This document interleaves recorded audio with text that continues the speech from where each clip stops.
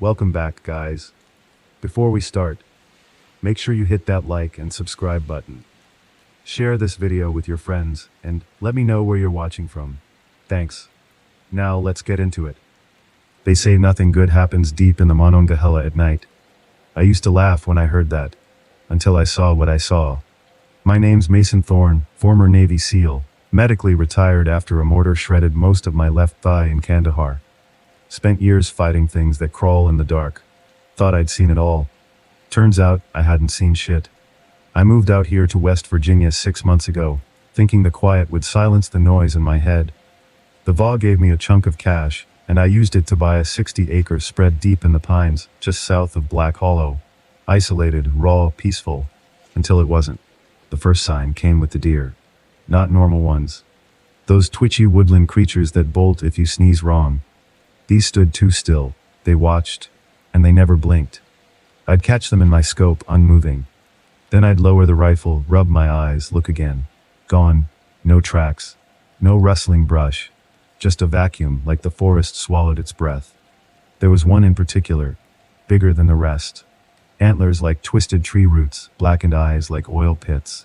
I saw it watching me from the ridge behind my cabin one night. When I looked at it through my NVG scope, its body heat didn't register. Cold as the rocks around it. I started laying tripwire traps, simple ones with bells and fishing line. But whatever it was smarter than I thought. One morning I woke up and found a bell hanging from my front doorknob, tied with a piece of deer tendon. I didn't tell anyone. Who would I tell? The locals already called me Seal Boy, like it was a joke, like I'd traded medals for paranoia. Then came the screams. It started around 2:30 am, always the same time. Like a woman getting torn in half with a hacksaw. That's the only way I can describe it. Echoed down through the pines and scraped my nerves raw. I followed the sound once. Stupid move. I grabbed my R, loaded for bear, and hiked toward the origin. The scream stopped the moment I stepped past the creek near the south end of the property.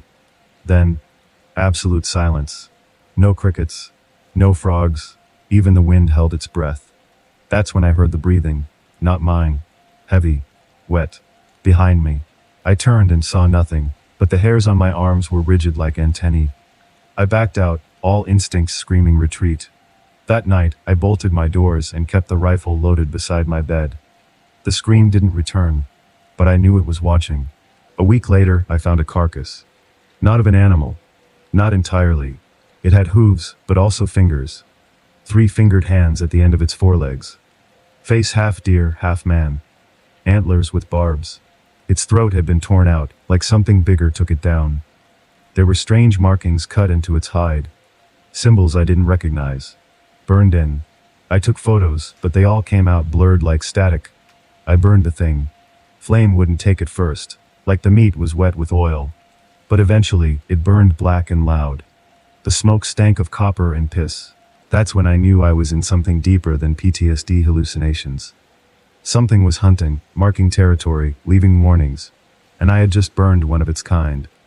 Maybe that thing had been rogue, or maybe I'd just started a war I didn't understand. But I'd seen what men are capable of in war. Now I was about to learn what the forest could do. When it bled, when it roared, and when it stared back. 3 days after I torched that twisted carcass, I started noticing the carvings. Not natural ones either. These were crude glyphs etched into trees with something sharp and angry. They weren't English, not even Cherokee or Shawnee as far as I could tell. Just jagged spirals and interlocking teeth like marks that made your eyes hurt if you stared too long. The worst part, they glowed at night. Dim, like dying embers. I tested them with a Geiger counter. Nothing, no radiation. But the hairs on my neck told a different story. Every tree marked was facing my cabin. I ran a drone recon the next morning, trying to map out where these things were coming from. That's when I found the hollow. A sunken patch of land 2 clicks northeast, like a crater that never made the news. My drone feed picked up heat signatures. 6 of them. Tall. Unmoving. Not human. Too thin. Limbs too long. Their heads tilted skyward, as if listening for something. I flew in closer. Just static. The feed died, and I lost $800 worth of drone gear. When I hiked out there the next day, the hollow was empty. But my drone lay crushed in the center, shattered like it had been stepped on by something big. Back at the cabin, I fortified, reinforced the windows with metal plates, dug a secondary shelter underground, just like we did during Black Ops in Kandahar. Had motion sensors on every corner, infrared cams, and enough weaponry to hold off a small militia. But this wasn't war. Not the kind I knew. This was territory, and I was squatting on something that didn't appreciate visitors. That night, I set a trail cam just outside the tree line. What it captured nearly made me throw up. At 3:12 am, the camera caught one of them. A not deer, but worse than before. It stood on two legs. The knees bent backward, the head twitching in sharp, unnatural jerks. Its mouth stretched open too wide, and something inside its throat moved like fingers drumming on flesh. It stared at the camera, not blinking, before turning and crawling away. Backward, crab-like, dragging something behind it. When I paused the footage, I saw what it was carrying. A severed buck's head, but the eyes were human. Blue, just like mine. I tried contacting the local sheriff. Told him something strange was out here, maybe satanic rituals or a mutated predator. He laughed, called me Rambo, and hung up. I wasn't surprised. Around here, folks like me, ex-military, scarred and off-grid, are either pitied or ignored. I'd learned to stop expecting cavalry. You become your own rescue. That night, I loaded mags, cleaned my rifles, put on my old commo gear. If they wanted me gone, they'd have to earn it. Around midnight, I heard it again. The scream. But this time, it was closer. Too close. Just beyond the outhouse. I flicked on the floodlights. Nothing. But my motion sensor lit up on the north side. I stepped out, weapon raised. My breath misted. The air had gone cold, unnatural cold. I scanned the woods. Trees. Stillness. Then something dropped from above. A pile of bones wrapped in deer hide, tied together with sinew and hair. A totem. A warning. It hit the porch like a wet slap. I didn't go back inside. I sat on the steps with my R in my lap, eyes on the tree line, the forest pulsing with that terrible silence. They were trying to scare me. Or maybe, just maybe, they were trying to study me. Whatever these things were, they were getting smarter. Testing boundaries. Pushing. And I knew the next move would come soon. Not at night, but when I least expected it. The next morning, I followed the scent. Not rot. Worse. Something like spoiled copper mixed with burning plastic. The kind of smell you don't just notice. It clings to you, sinks into your pores. I tracked it northeast toward that cursed hollow where I lost the drone. The deeper I went, the more the air thickened, like breathing through warm syrup. Every bird, every squirrel, every sound was absent. That wasn't natural. Something was blanketing the forest with fear. As I approached the hollow, I saw the trees bending inward unnaturally, like they were bowing to something underground. No wind, no storm damage. Just a silent, reverent curve. And then I found the pit. 12 feet across, circular, perfectly smooth like something had bored through solid rock. Around the edge were more of those symbols carved into the soil, but freshly drawn. Steaming, in fact. I crouched to examine them, and that's when the earth shifted. A low groan came from beneath, like something exhaling. The pit breathed, and it was warm. I backed away slow, raising my rifle. That's when I heard it. Soft footsteps behind me. Not twigs snapping. Not crunching leaves. Just skin slapping soil. I spun. Nothing. But I caught movement in the corner of my eye. Too fast. It darted tree to tree, flickering like it didn't belong in this dimension. I shouted, "I see you." But it didn't respond. Instead, something whistled. 3 long tones like a bird call but warped. Then silence. That silence always meant something was about to happen. I got back to the cabin just before dusk, heart pounding like I'd run a 5-mile sprint. My trail cams were all offline. Every one of them. Wires melted. Not cut. Melted as if something radiated heat through them. Inside, my radio was fried. The circuits bubbled. My emergency sat phone. Dead. The only thing untouched was my generator, and even it whined like something had been gnawing on the wiring. Whatever was out there, it was closing in. Systematically. Strategically. This wasn't just instinct. It was planning. I went back through my military notes, old CIA briefings, declassified files from DARPA. There'd been rumors of cryptid encounters during recon ops. Strange silhouettes seen during night missions in Siberia, or missing teams during Arctic tests. One file mentioned Type 5 hostile entities. Organic infiltrators. Never confirmed. Mostly redacted. But one note stuck with me. They mimic to infiltrate. They study. They become. I started to wonder if these weren't just monsters. What if they were something else entirely? Scouts. At 3:06 a.m., I woke to the sound of my front door creaking. Slow. Deliberate. I stayed in the shadow of my hallway, rifle leveled. And there it was. Silhouetted in the doorway. 8 feet tall, hunched, antlers scraping the frame. Its skin looked like stitched leather, and its eyes reflected green like a cat's. It sniffed the air. Then it whispered. In my voice. Thorn, it's time. My knees went cold. I opened fire. The rounds hit it. I saw the jerking impacts. But it didn't scream. It didn't bleed. It just staggered back and collapsed like a pile of wet meat. When I approached, it was gone.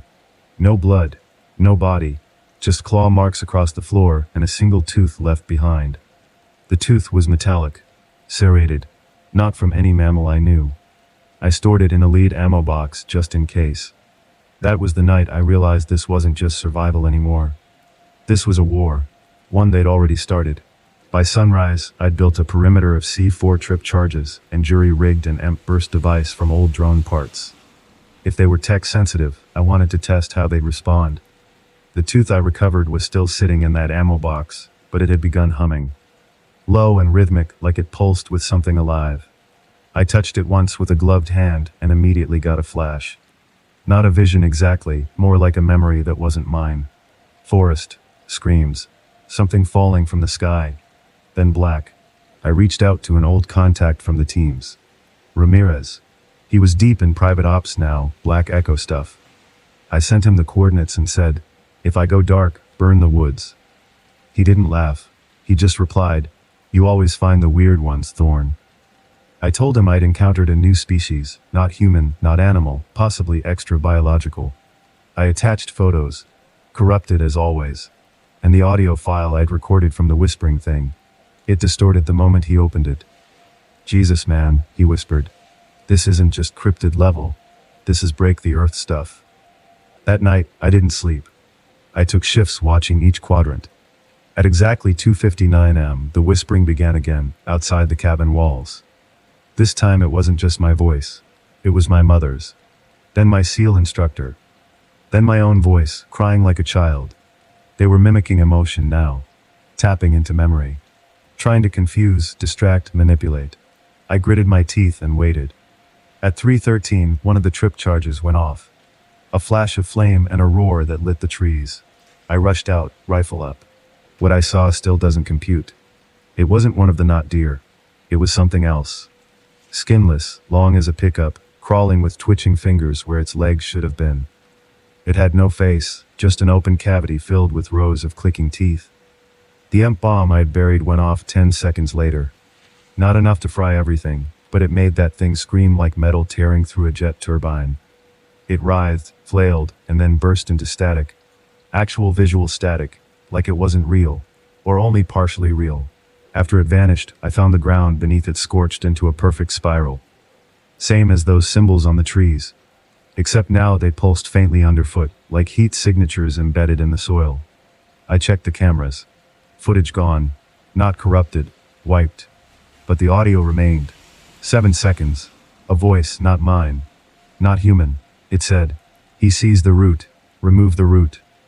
Over and over. I played it back 20 times. Same cadence. Same hatred. I reached a terrible conclusion. The pit. The breathing hollow. That wasn't just their nest. It was a gateway. These things weren't born here. They were slipping through, testing conditions. I'd killed one, maybe two. But more were coming. And they were learning faster than I could adapt. Every mistake I made, they didn't. Every weapon I used, they countered.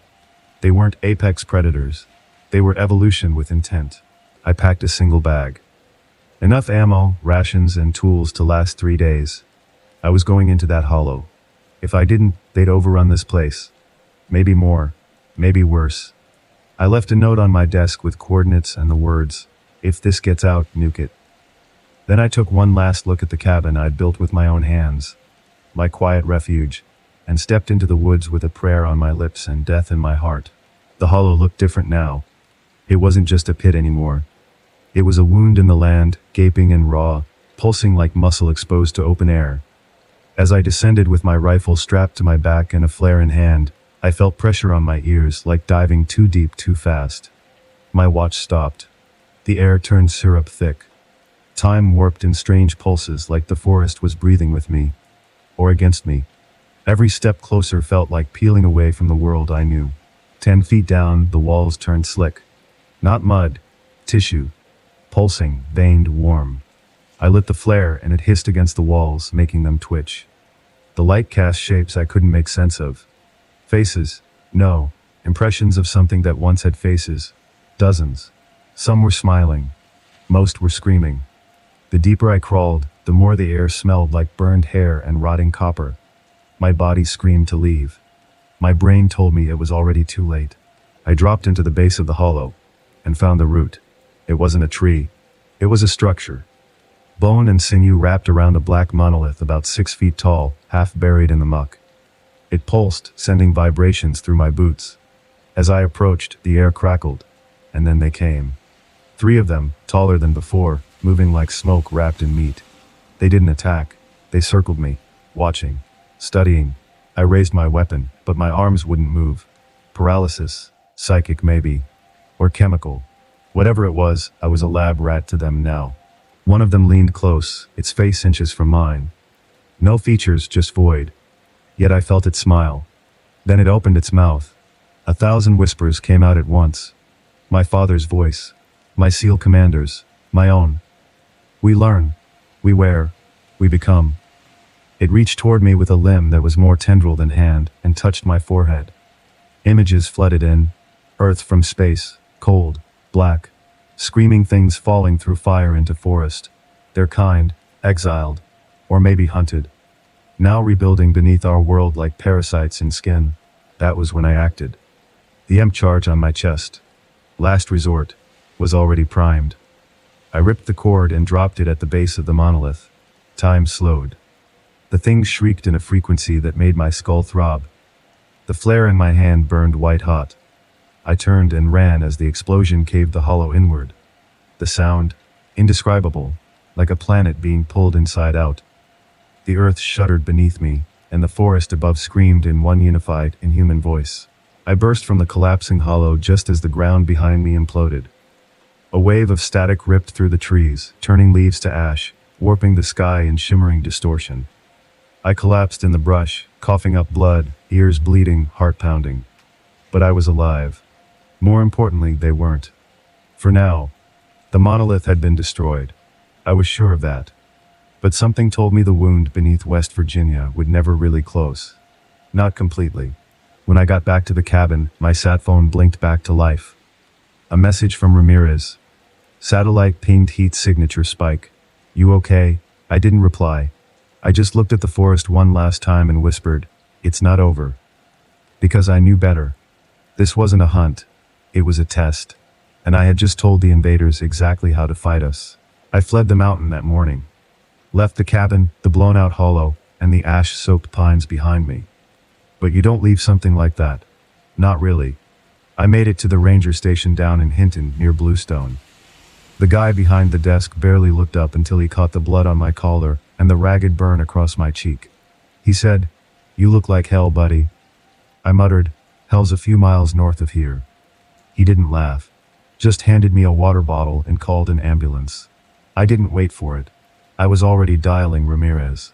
We met 3 hours later in a rented Jeep in a gas station parking lot. He tossed me a hard drive and a folder thicker than my hand. "NSA flagged your location. We intercepted the data before they did." Inside the folder were satellite images. Topographical distortions, heat flares, electromagnetic interference. All centered around my hollow. But worse, there were others. 4 other regions lighting up the same way. Black Hills, Shoshone, the Smokies, and somewhere in northern Maine. "It's spreading," Ramirez said. "Or it already did." I showed him the tooth, still locked in the ammo box. It was vibrating again, softly. He stared at it a long time. "We saw tech like this in Kandahar. Back in 2011. Weird stuff. Not ours, not theirs. A SEAL team went into a cave. Only one came out, raving about machines wearing skin. He burned himself alive a week later. Ramirez closed the box. This isn't cryptid. This is infiltration. Some kind of sleeper bioform, and he woke them up. We decided then and there. No more reporting. No more waiting for orders. We formed a private team. Ex-Mil, rogue CIA, a disavowed DARPA biologist named Keller. We called it Black Root. Our mission: trace every emergence zone, locate the monoliths, and destroy them before they breach again. Because I was certain that monolith in West Virginia wasn't the only one. It was just the first to reactivate, and the entities around it, they were just scouts. If they had a hierarchy, then a commander was still coming. Weeks passed. We tracked similar attacks in small pockets. Hikers missing in Wyoming, hunters gutted in the Smokies, bodies found with their faces missing and voices still echoing in nearby woods. Every time, the same pattern. Electrical interference, strange symbols, voice mimicry. And always, the smell. Copper, ozone, burning plastic. Keller theorized the monoliths were receivers. Not portals exactly. More like signal amplifiers, she said. Something is calling home, and something's starting to answer. I couldn't sleep anymore. Every night I heard my own voice whispering from inside my head, repeating those same words. We learn. We wear. We become. Some mornings I woke up holding my sidearm, safety off, drenched in sweat. Ramirez said the same was happening to others. Something stayed with us after the holo, like a residue, or a signal. But no matter how hard it got, I couldn't stop. Because I saw what was coming. And I knew I had started something we couldn't put back. My last entry, the one I'm leaving here in case I disappear like the others, is a warning. These things aren't myth. They aren't cryptids. There's something older. Something smarter. And they're already here. If you're hearing this, get out of the forest. Don't answer your own voice. Don't follow the mimic. And for God's sake, if you find a breathing pit in the earth, don't go in. Not unless you're ready to kill what you find. Or worse, ready to become it. They came just before the first frost. Black Root had tracked the final monolith to a rift in the White Mountains of New Hampshire, hidden inside an abandoned Cold War-era bunker. The soil around it hummed, and even the animals had vanished. Ramirez called it Ground Zero. We brought everything. Portable EMP launchers, thermobarics, incinerator rounds, Keller's prototype pulse disruptors, and one final option. Attack nuke, courtesy of a Russian general who owed Ramirez a favor. If we failed, that bomb would cleanse the area. And us. From the map. We moved in at 04 in. Snow fell slow and thick, muffling our steps as we advanced. The bunker was hollowed out, half alive, coated with the same fleshy walls I saw in West Virginia. The monolith sat at the center. Larger now, maybe 10 feet tall, pulsing like a heartbeat made of obsidian and static. Around it stood 7 creatures. Not scouts. These were fully formed. Taller than men, wrapped in sinew and wire, mouths wide and leaking static. When we stepped in, they turned in unison and spoke in one voice. You cannot stop rebirth. We opened fire. Ramirez took down the first with a chest full of phosphorus rounds. The thing screamed, burning from the inside out. Keller triggered the pulse device. A shockwave of blue light that staggered the others. I rushed the monolith, planting the first imp. They surged toward me, their movements now erratic, glitching through space like corrupted frames in a video. One of them tackled me. I stabbed it with a vibro blade, watched its skin dissolve like wet paper, revealing circuits and bone beneath. The battle was chaos. Black Root lost 3. Keller went down screaming, 2 of them tearing her apart before Ramirez threw a satchel charge and vaporized them. I made it to the monolith and activated the disruptor beacon. The device whined, shaking the air. The monolith cracked, and then we saw it. Something trying to come through. A shape, massive, shifting, pushing against the surface of reality. We had seconds. Ramirez looked at me and nodded. I slammed the nuclear fail-safe into place. No turning back. The countdown began. 60 seconds. We cleared the bunker, dragging the wounded, sprinting into the snow. Behind us, the mountain trembled. At the 40-second mark, the monolith screamed. At 20, the trees bent backward. At 0, the world turned white. The blast erased the mountain's peak. The monolith was gone, So were the creatures. And whatever tried to come through, it never made it. We watched from a ridge miles away as the fireball bloomed into the sky like a second sun. It was over. We had closed the final gate. Weeks later, I returned alone. The forest was silent. No static, no voices, just snow and wind. I buried Keller's tag beneath a pine tree and whispered a seal's prayer. We'd won. But the world would never know. That's how it had to be. Some things can't be explained. Some threats aren't meant for headlines. But I'll say this much. If they ever come back. It's not paranormal, but 10 years ago in Michigan, I was driving with a friend and we spotted this dog thing. It looked like the mix of a dog and something else, but its fur was weirdly wet, and it reminded us of the dogs from the first Resident Evil movie. It just looked so out of place, and it was just walking along the side streets of our suburb. Fast forward a few years, and I'm driving home from work 1 a.m., and I see another one. Same weird-looking fur, same somewhat dog shape, just running along the side of the street. I then get a call from my coworker who worked the same shift asking me if I saw it. I told her I did, and she was excited because apparently there was a new species of mammal that was spotted recently. I honestly can't remember the mix, but it was definitely dog and something else, but it was all over the news shortly after. I really wish I could remember to authenticate this, but I can't. It just weirds me out that I had seen this thing a few years before anyone else had supposedly. My name is Reyes, a wildlife journalist who spent a decade traveling the country, documenting everything from rare birds to bear sightings. But nothing prepared me for the story I uncovered in Kentucky. It all started when my editor, a seasoned skeptic named Laura Wells, handed me an assignment to investigate a series of bizarre encounters in the dense woods of Daniel Boone National Forest. Rumors of strange sounds, glowing eyes, and massive, unknown creatures had been circulating. It seemed like local folklore at first, but I would soon learn how wrong I was. When I arrived at the small town on the edge of the forest, the locals were hesitant to talk. Most avoided eye contact, muttering half-finished warnings before shuffling away. But there was one man who didn't flinch. An elderly Native American named Thomas Greyfeather. He'd been living on the edge of the forest for over 70 years, and had more stories than I had pages in my notebook. "You're not here for bears, boy," he said, his voice low and gravelly. "You're here for something older, something smarter." Greyfeather offered to guide me into the forest, but not without a warning. "This isn't a place for foolishness," he told me, pressing a small, carved stone into my palm. It was shaped like a wolf's head, and he insisted it would protect me. "Stay quiet and stay close," he said. We ventured into the forest at dawn, the thick canopies swallowing us whole. It was unnaturally quiet, not a bird or insect to be heard. I felt the hairs on my arms prickling as though the woods themselves were alive and watching. Hours passed before we heard it. A deep, rumbling growl that seemed to vibrate through the ground beneath our feet.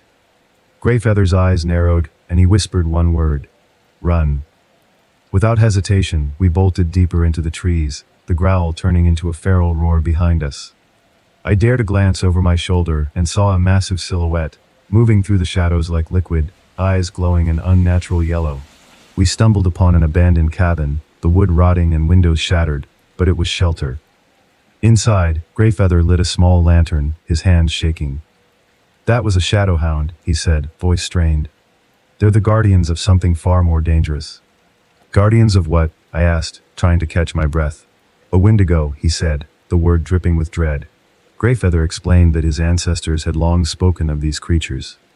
Shadowy figures that prowled the forest to keep intruders away from the Wendigo's territory. The Wendigo, he said, was more than just a spirit. It was flesh and blood, a being born of hunger and malice. I thought he was trying to scare me, but the claw marks on the walls of the cabin said otherwise. Determined to get proof, I convinced Greyfeather to help me set up a trail camera in a clearing known for strange sightings. As the sun set, we made our way back to the cabin, our nerves taut like wire. That night, we heard the sound of marbles rolling across the floor. Except there were no marbles, only the echo of something unseen. The next morning, the trail camera was gone. In its place was a crude symbol carved into the bark of a tree. A spiral surrounded by jagged lines. Greyfeather's face paled at the sight. "They're warning us," he whispered. As we debated our next move, a voice echoed through the trees, deep and gravelly, speaking a language I didn't recognize. Greyfeather's eyes widened in terror. "It's calling to us," he said. The forest around us grew darker, the trees appearing to close in. We tried to make it back to the safety of town, but the forest had other plans. The Shadowhound appeared again, this time flanked by two more, their eyes glowing brighter, reflecting a hunger that mirrored their masters.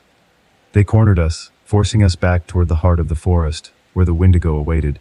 The Wendigo was unlike anything I had ever imagined. Towering over us, its limbs impossibly thin and elongated, its face a hollow mask of bone and rotting flesh. It reached out, fingers tipped with claws, and the air seemed to thrum with its presence.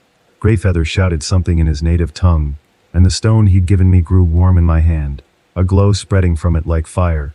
The Shadowhounds hesitated as the light grew, their forms flickering like shadows under a flame. The Wendigo screamed, a sound that made my blood run cold. It lunged, but the light from the stone flared, forcing it back. With a final, heart-stopping roar, the creature retreated, the forest going silent once more. Greyfeather and I stumbled out of the woods, exhausted but alive. The stone had darkened, its glow spent. "It's not over," Greyfeather said as we reached the edge of the forest. "The Wendigo is still out there. And now, it knows your name." The encounter stayed with me, haunting my dreams. The forest held secrets more ancient and malevolent than I'd ever imagined. And though I left Kentucky, I knew the Wendigo's shadow would follow me wherever I went. That evening, while in my tent, I heard a blood-curdling scream come from the direction of a cow pen that was located several hundred yards away. It sounded like a cow was being attacked, a sound unlike anything I had ever heard before. After about an hour, close to midnight, I heard heavy footfalls moving through the surrounding vegetation. I exited my tent and directed my high-powered spotlight toward the water. There, I noticed a human-like figure crouched along the water's edge, seemingly drinking and eating something.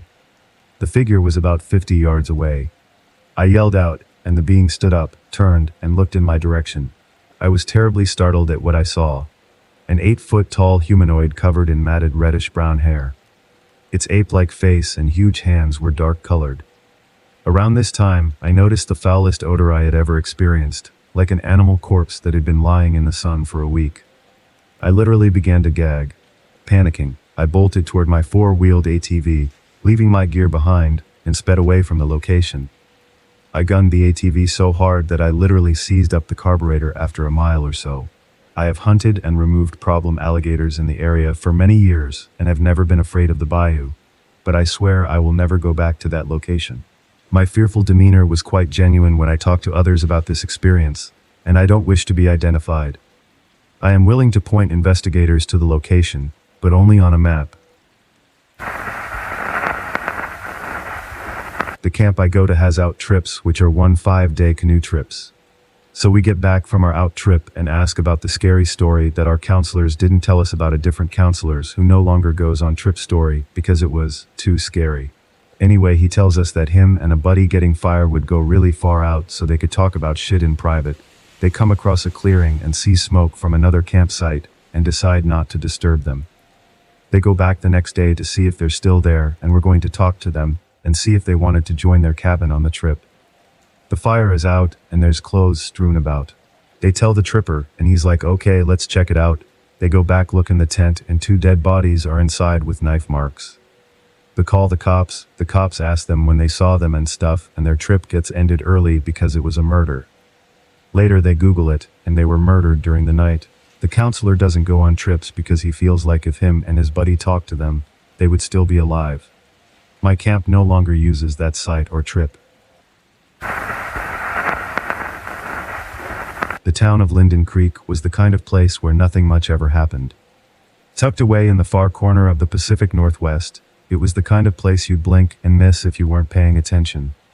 The fog rolled in early every morning, clinging to the trees and wrapping itself around the small, crumbling buildings. The church at the edge of town had been abandoned for as long as anyone could remember, its bell tower cracked and sagging under the weight of time. No one talked much about it, except in whispers. I'd heard the stories, of course. Every ranger who had worked in these woods knew the rumors of the Whispering Woods. The warnings about the eerie silence that fell over the place, how animals avoided the area entirely, how even the wind seemed to speak in hushed tones. But I was a ranger. I'd dealt with plenty of strange things in my time. A few missing hikers here and there. A lost backpacker. The usual stuff. But nothing had prepared me for what was waiting in those woods. My name's Ranger Elliot. I've been patrolling these forests for nearly a decade, and the Whispering Woods was the one part of my beat I always avoided. They gave me the assignment to patrol the old church and surrounding area, checking for any signs of trespassing or further disappearances after a few more hikers had gone missing near the ruins. It wasn't exactly a high-priority task, but the rumors were starting to stir again, and the chief had given me the job. I hadn't expected much. Maybe a few more missing persons reports or the occasional unprepared tourist wandering too deep into the woods. But the first night I spent out there, standing at the threshold of that forgotten church, everything about the place felt wrong. The silence was almost suffocating. No rustling of leaves. No distant howl of a wolf. Not even the occasional flutter of a bird's wings. Just stillness. A thick, heavy kind of quiet that pressed in on me like the weight of the sky. The church stood in front of me, its stone walls cracked and weathered, ivy crawling over every surface.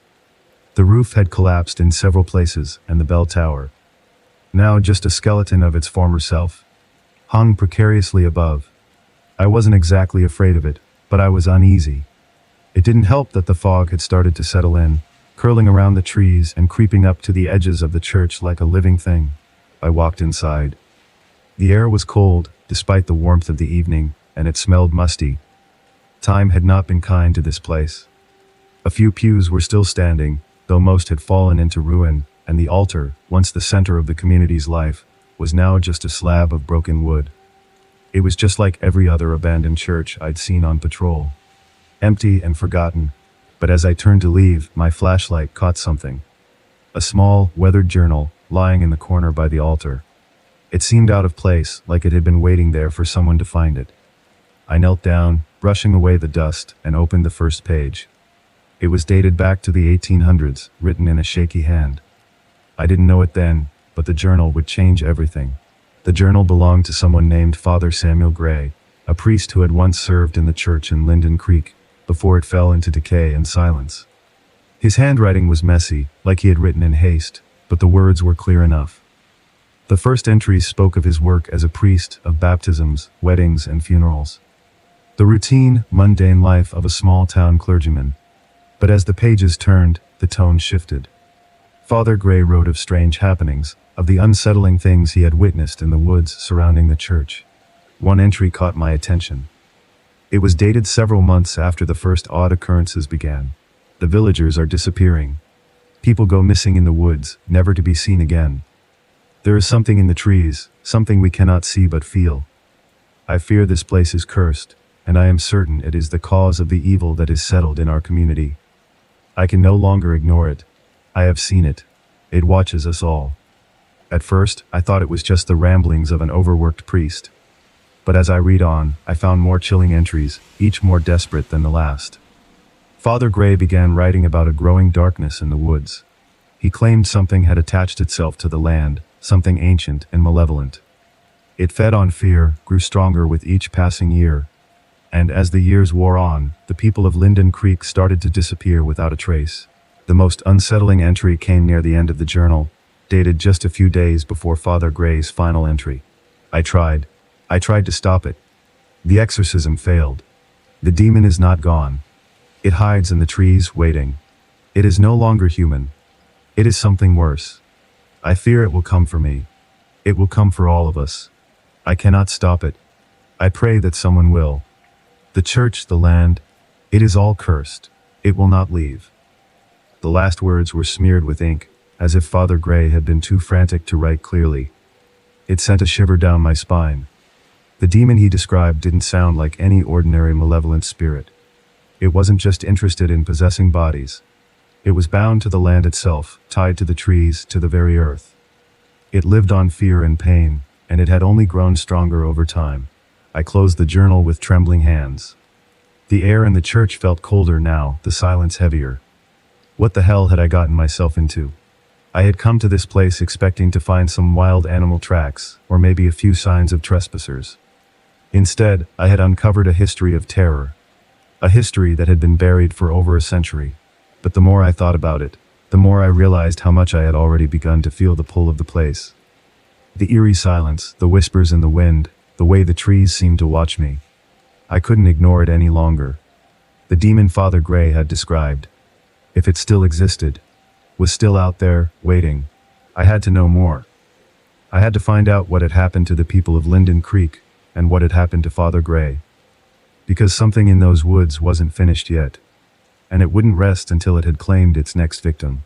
The days blurred together as I spent more time in the whispering woods, searching for answers that seemed to slip further away with each step I took.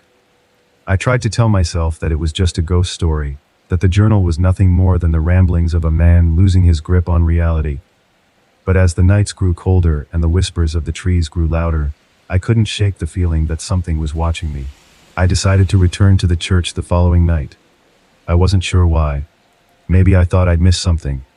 Another clue hidden somewhere in the crumbling stone walls or the broken pews. But when I arrived, the fog was thicker than before, clinging to the trees like a veil, suffocating everything in its path. The air was heavy, and the silence was unnerving. No birds, no rustling leaves, just the faint hum of the wind, whispering through the trees. I parked my truck and stepped out, the crunch of gravel under my boots, the only sound breaking the stillness. My flashlight beam cut through the fog, revealing the church standing as it always had. Forgotten and decaying.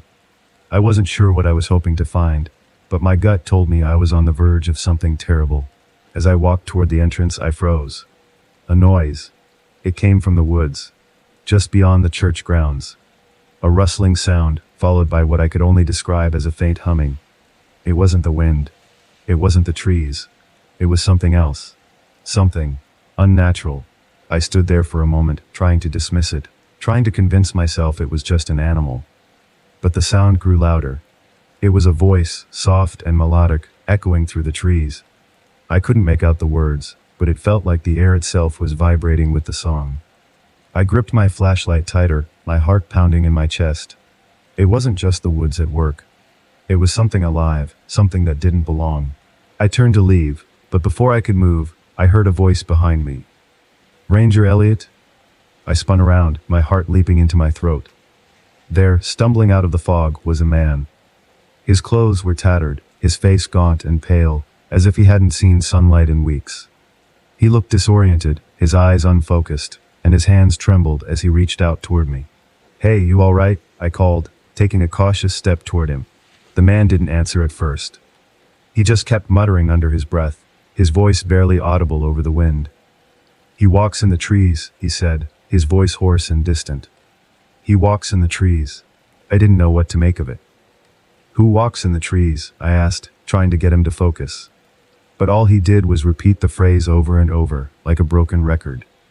It sent a chill down my spine, the words echoing in my head long after he stopped speaking. I tried to guide him back toward my truck, but he resisted, his movements jerky and erratic, like he was caught in a trance. His eyes were wide, his pupils dilated, and his breath came in short, shallow gasps. I don't know what kind of state he was in, but it wasn't good. When I finally got him into the truck, I couldn't shake the feeling that something was wrong. His eyes remained vacant, staring out the window like he was seeing something that I couldn't. The drive back to town was silent, save for the occasional muttering from the man, his voice blending with the strange humming sound that still lingered in the air. I didn't speak to him. I wasn't sure what to say. I had no idea where he'd come from or what had happened to him in those woods, but I knew one thing for sure. Whatever had taken him wasn't finished. It had only just begun. When I finally got him to the local clinic, I left without a word, my mind racing. I hadn't even thought to ask his name. But I had seen enough to know that whatever was in the Whispering Woods wasn't just some legend. It was real. And it was watching, waiting for its next victim. The morning after the unsettling encounter with the lost hiker, I couldn't shake the sense of dread that had settled deep within me. I had never believed in supernatural forces before. I was a ranger, not a believer in ghost stories and myths. But after last night, I had no choice but to confront the idea that something was wrong in the Whispering Woods. I wasn't sure where to start, but I knew I needed answers. and the only place I could think of that might have them was the church. I returned to the church that afternoon, my heart pounding in my chest as I stepped inside its crumbling walls. The air inside felt cold, as if it had been sealed off from the warmth of the outside world for decades. The scent of mildew and dust clung to everything, and the floor creaked under my boots as I moved deeper into the building. I didn't know what I was hoping to find, but as I passed the rotting pews, my eyes landed on something unusual. A weathered journal resting on a wooden table near the altar. It was old, the leather cover cracked and faded, the pages yellowed with age. The name, Father Samuel Gray, was embossed on the cover in faded gold letters, and my curiosity got the best of me. I flipped the journal open, my fingers tracing the brittle pages as I read. Father Gray had been a priest who had served this area in the 1800s, and from the looks of it, he had written down everything that had happened in this place. The further I read, the more I realized that this wasn't just a journal. It was a warning. Father Gray had started documenting strange occurrences in the town of Linden Creek, which was once thriving before it had mysteriously vanished. People had begun to disappear, and the once lively community had been swallowed up by fear. As I read, I could feel a sense of foreboding building inside me. It seemed like the priest had been documenting something he couldn't explain, something that had been growing in power for years. But what struck me the most were the final entries. The ones that detailed a young girl's possession and an exorcism attempt that had gone terribly wrong. Father Gray's writing grew increasingly frantic as he described the demon's influence over the land. He claimed that it had attached itself to the woods and the church, feeding off the fear of the villagers. The final entry was the most chilling. It read, "The demon does not leave. It retreats into the trees, waiting for the next." I felt a chill run down my spine. This wasn't just a story. This was a warning. The demon hadn't been vanquished. It was still out there, waiting to take its next victim. I closed the journal, my mind racing. The hiker's words. "He walks in the trees," echoed in my mind, and I couldn't help but feel that Father Gray's words had been meant for me. The demon was still here, and I was the one who had to stop it. I left the church, the journal tucked under my arm. The fog was thick outside, swirling around the trees like a living thing, and the wind had picked up, carrying with it a faint whispering sound that I couldn't ignore. The whispers seemed to be calling to me, urging me to come back. But I wasn't sure if I was ready to face whatever was waiting for me in the woods. I knew I couldn't do this alone. I needed help. I needed to find someone who could shed light on what had happened here all those years ago. But even as I made my way back to the truck, I couldn't shake the feeling that time was running out. Whatever had been unleashed in those woods was growing stronger, and I was running out of time to stop it. I didn't sleep that night. How could I, knowing what I had just read? The history of the place, the warning Father Gray had left behind. It was enough to drive anyone to the edge of madness. I had seen the evidence myself. The hiker, the whispers in the trees, the eerie stillness of the woods. I couldn't escape the feeling that something was waiting for me. The darkness outside my cabin seemed to grow thicker with every passing hour, like the woods were closing in on me. The next day, I met with Ranger John, my patrol partner. John had been working in these parts longer than anyone, and he was one of the few who didn't seem to be bothered by the strange reputation of the Whispering Woods. We drove to the old settlement together, both of us quiet, our thoughts heavy with the weight of what we had just learned. "We're going to find out what happened here, John," I said, breaking the silence. "This place, it's not right."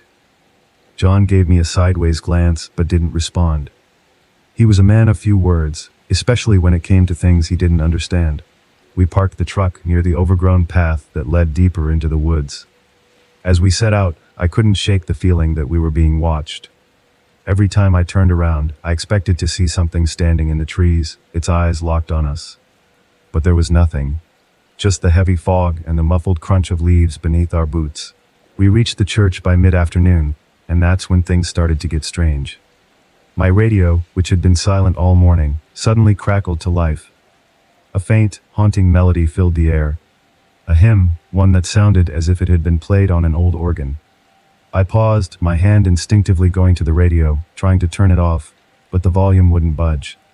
The song continued, as if coming from somewhere deep within the earth. John looked over at me, his expression unreadable. "You hear that too?" "Yeah," I muttered, trying to keep my voice steady. "I've heard it before." But this time, the song wasn't the only thing I noticed. There was a presence, an energy in the air that I couldn't explain. The wind had picked up, swirling around us, and the whispering had begun. It started softly, like a distant murmur, but soon it grew louder, until it was as if 1,000 voices were speaking all at once. I felt my heart race. "John, we need to leave." But before I could say another word, the figure appeared. I had seen it briefly the night before. Just a glimpse, a shadow in the trees. This time, it was clearer. It was tall, unnaturally thin, with dark, hollow eyes that seemed to pierce through the fog.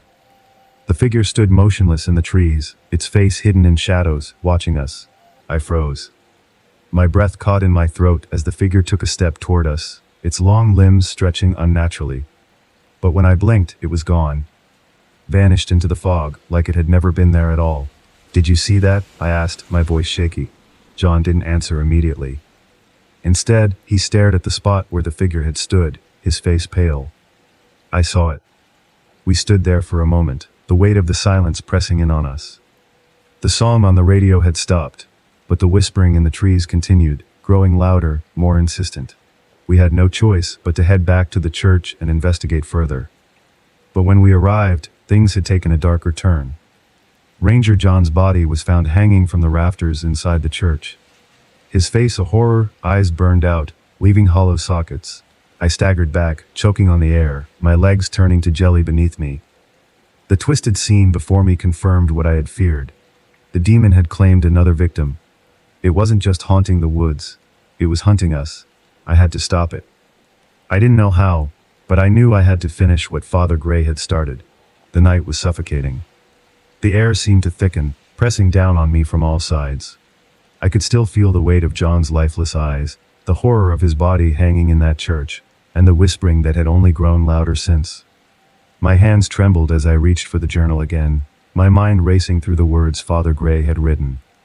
There had to be something, some way to stop the demon. I couldn't. No, I wouldn't. Let it claim another life. I had to finish what he had started. The moon hung low in the sky, casting long shadows across the ground as I made my way back to the church. The silence was deafening, broken only by the sound of my boots crunching on the gravel path. Every step felt like 1,000, the weight of it crushing my chest. When I reached the church, I felt it before I saw it.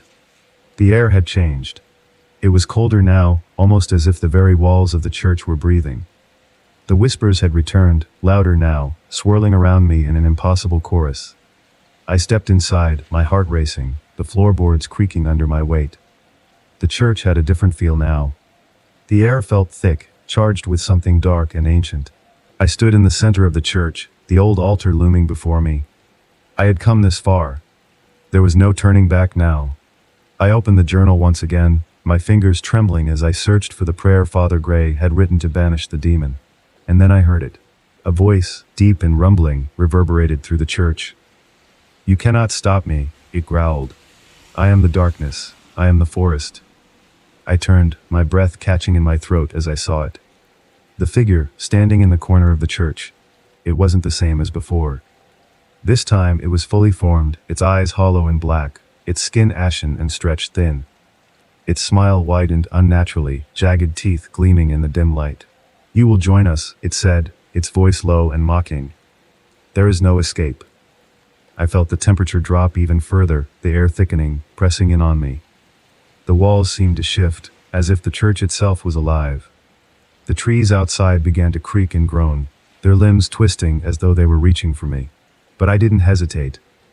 I recited the prayer Father Gray had written, the words burning in my throat. "O Lord, hear my cry. Banish this evil from this land, and let it never return." The demon screeched, a horrible, high-pitched sound that rattled my bones. It lunged toward me, its claws outstretched, but I didn't stop. I kept reciting the prayer, the words pouring from me as though they were the last thing I would ever say. The demon writhed, its form twisting and distorting as if the very essence of its being was being torn apart. The ground shook beneath me, and the church began to tremble. The whispers grew louder, deafening like 1,000 voices screaming in agony. And then, with one final, gut-wrenching scream, the demon collapsed into a heap of shadows. Its body disintegrated into ash, the remnants scattering in the wind that had suddenly kicked up. The church shook violently, and the walls cracked, but I held my ground, my heart pounding in my chest. As the demon's body turned to dust, the air began to clear. The whispers faded, the oppressive weight lifting from the land. The church creaked one last time before collapsing, its stones crumbling into a pile of rubble. The forest seemed to sigh, as if it had been holding its breath for centuries. I stood there for a moment, my legs weak, my breath coming in ragged gasps. It was over. The demon was gone. But there was still one thing left to do. I turned away from the ruins of the church, my heart heavy. The fire. I set the church ablaze, watching the flames consume what was left of the evil that had plagued this place for so long. As the fire burned, I felt a sense of finality, of closure. The demon had been vanquished, but there was no forgetting what had happened here. I know this might sound crazy, but when I was around 2 or 3 years old, around 26 or 27, my mom and I had just come home from my grandma's house after she got off work. We arrived home around 6:30 or 7 p.m. I know some say that you can't remember anything from a young age, and that my mom might just be influencing me to remember this, but I actually remember this very vividly. I saw another similar story posted on here, and it literally gave my mom and me goosebumps because of how similar it was. So here it goes. We walked into our house, and I went to play in my room while my mom started to cook dinner. I remember I was just playing in my room, then I stepped out to start wandering around. When I looked into my father's gaming room, weird, I know, I saw this goblin-like creature who looked just like the Green Goblin from the Spider-Man comic books. He was wearing a pointy purple hat, pointy purple shoes, and had pointy ears and a grin with sharp teeth. He stood about 6 or 7 feet tall. When I saw him, I ran to my mom in the kitchen and started tugging on her to come with me. She immediately followed me and saw him as well. He had moved into our hallway and looked very confused or concerned, like he didn't know where he was. When he looked at us, he seemed surprised.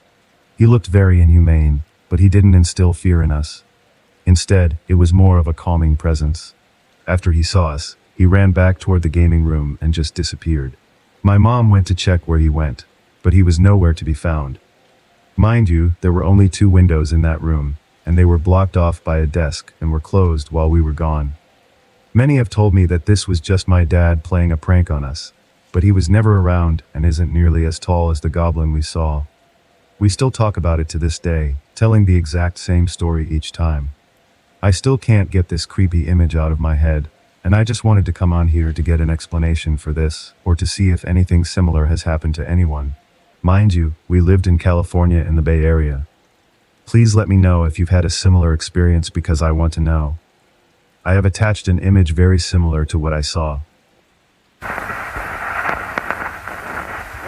I'm a Florida Highway Patrol trooper. This was about 8 years ago when I was a 2-year rookie.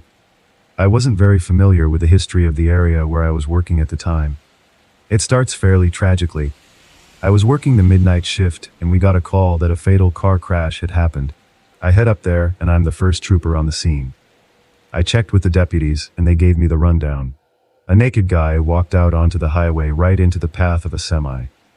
Parts of him were here, there, and everywhere, and there's a pickup truck off in the woods about 500 feet back. I'm on long enough to keep my breakfast down, but still new enough to not be completely unnerved by being surrounded by the smell of recent death.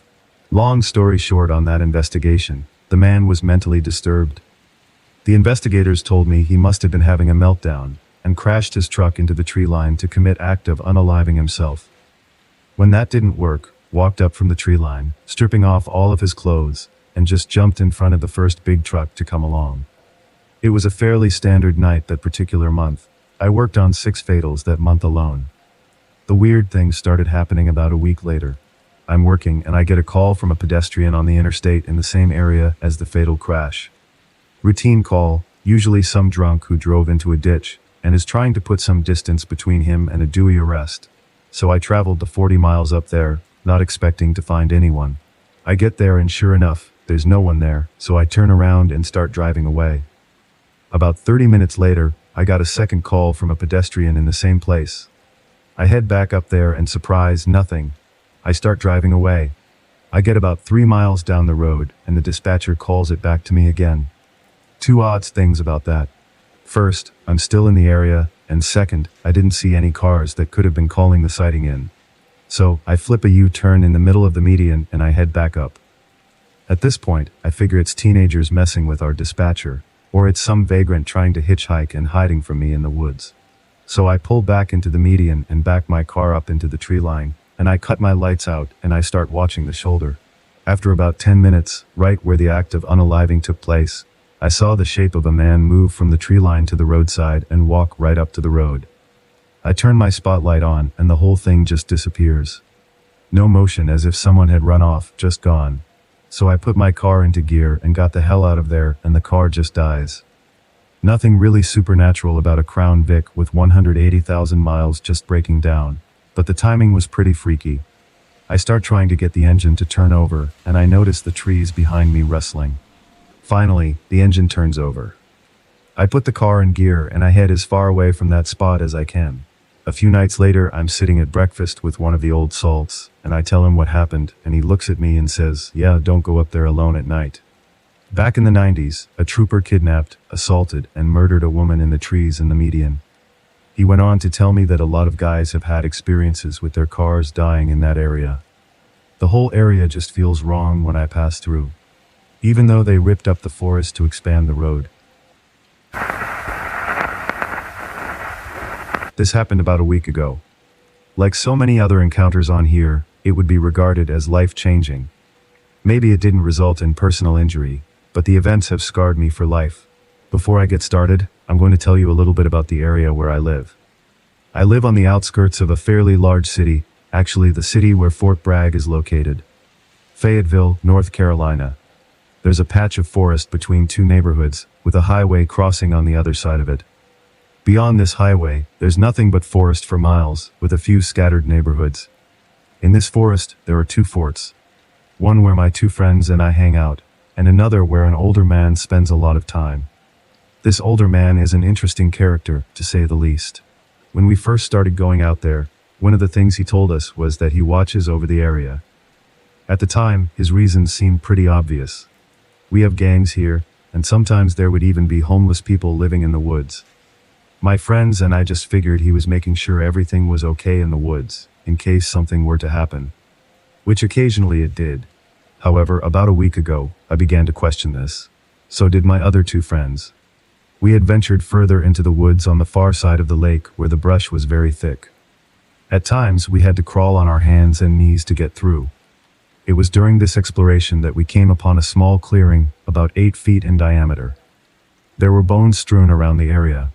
They didn't look much like deer bones, but I don't have much experience in that area to say for certain. What struck us was that they were fairly fresh, still white, and picked clean. Adding to the eerie atmosphere were 3 mounds of dirt surrounding the area. We stopped and looked around, gathering the bones into one pile.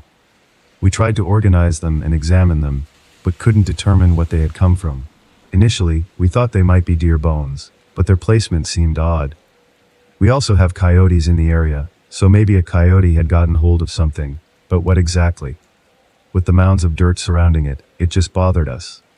We decided that was enough exploring for the day and turned around to head back to our fort. That should have been where the story ended, where nothing came of it. Finding those bones should have been just another oddity in the woods.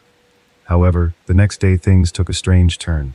My other two friends were away landscaping, and I decided to go back there alone and poke around myself. I had no idea what I was getting into at the time. I remember thinking, hey, maybe I could identify what those bones came from. After all, we have Google. That should be enough. By the time I got back to that spot, the bones had been thrown about again, scattered and mixed up from their neat piles. I heard running in the distance just behind me. There are a lot of deer back there, so I didn't give it much thought at first. Then I heard the scream. Now, I know deer can scream, but this didn't sound the same. I turned around and saw it. A deer, looking right back at me, unmoving. Then it screamed again. I started walking through the brush, constantly looking over my shoulder, and it was following me. I knew the way back easily. I just had to walk another half-mile through the brush and cross the lake. After that, I was about another quarter-mile from leaving the woods. I thought about calling somebody for help, but all my friends were at work, and there wasn't really anyone else who would know where I was. Plus, I didn't want to let my guard down long enough to make a phone call, Eventually, I reached the lake. Dread filled me as I approached the body of water. The path was dirt with a 3-foot drop into the swamp on either side, the ground beneath the water wet and soggy. If I fell in, I would sink a foot or two and be stuck. I could still hear it behind me and my heart. Well, I couldn't even feel it anymore. The hair on the back of my neck tingled, and the hair on my arms stood up. I turned back, but I couldn't see it. This bothered me even more. I crossed the lake one step at a time, overly conscious that it could be after me. At the time, I thought maybe there was something wrong with the deer. Perhaps it had some kind of disorder that made it think following a person and screaming at them was a good idea. When I reached the other side of the lake and looked back, it was standing on its hind legs on the other side. On this side, I smelled a stench, something rotting in the plants around the lake. I looked around to see what it could have been, but when I looked back up, the deer was gone. I hurried back home as quickly as possible. By the time I got home, I had begun to settle down again, but then I started remembering some of the other stuff I had read in the past about mysterious creatures, skinwalkers in particular. Paranoia set in, and I worried that it was going to come back for me. I didn't hear or see anything else for the rest of the day. The next day, though, I told my friends what had happened. They seemed to reach the same conclusion as I did, that there was something wrong with the deer. The three of us decided to go back and look for the smell of the rotting thing. They managed to calm my nerves with the disabled deer theory.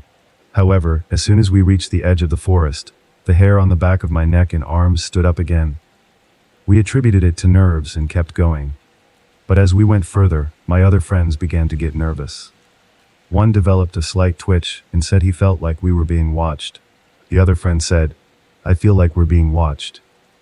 By the time we got back to the edge of the lake, we could no longer smell the rotting odor, but what we did see were tufts of deer fur all around the passage over the lake. This only made the other two even more nervous, and it seemed to confirm my skinwalker theory. We began to wonder if we should cross the lake again, if we wanted to go back to the mounds and look for the bones to see if they were still there. That was when we heard barking. In the middle of our discussion, one of them asked, "Did you hear that?" We hadn't heard anything until we heard the second bark. Being the paranoid person that I am, I began to wonder if maybe those bones back there in the woods were not deer bones. Maybe the creature had shed skins here. Maybe that's why we couldn't smell anything rotting anymore. But then we saw what looked like a mangy dog barreling down the path around the lake. Its jaw hung loosely beneath its head. Its tail seemed to be wagging in an aggressive flick. We turned and ran. No words were exchanged. It was it, a skinwalker. It just had to be. The creature's barks grew closer and closer before they suddenly stopped. We were halfway back out and didn't stop running. "Did you hear that?" my friend repeated. We stopped and looked back at him. He was frozen in place. "Keep running," he said, his face drained of color. As we turned to run, we heard him fall to the ground. He had tripped. Then we heard him scream. The dog was on top of him, its loose jaw around his neck. I grabbed the biggest stick I could find and turned back, but the screaming stopped. Closer now, I could get a better look at the creature beneath the dog's fur. It didn't breathe, and wiry fingers came out from under the dog's paws. The thing had hateful yellow eyes, and the skin around them looked both slimy and rough. It lifted one finger and traced a line down my fallen companion's back, leaving blood to seep through the wound. A hand on my shoulder pulled me away. I wasn't looking away. After a good shake, we both turned and ran.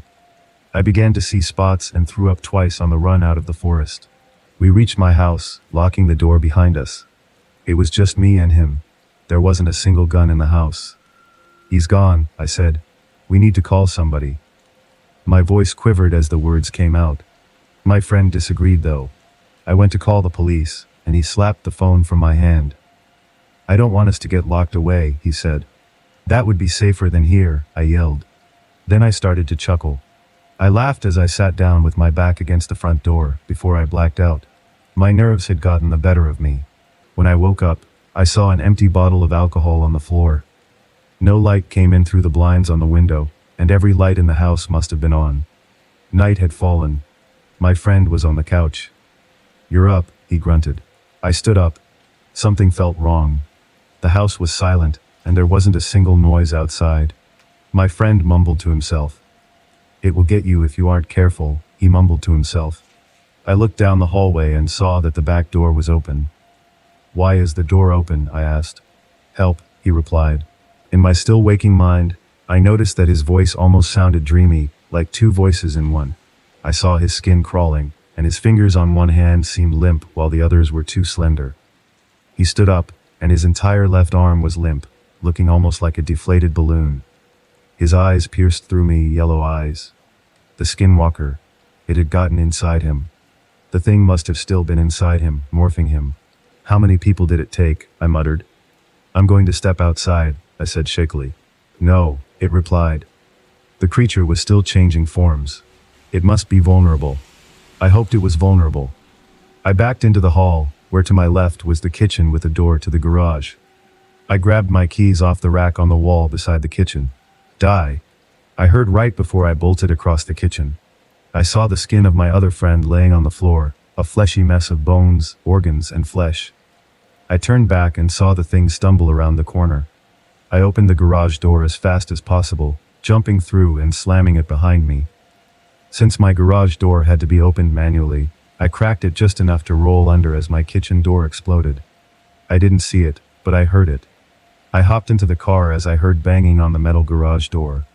I pulled out of the driveway and saw it standing on my front porch. This is my story.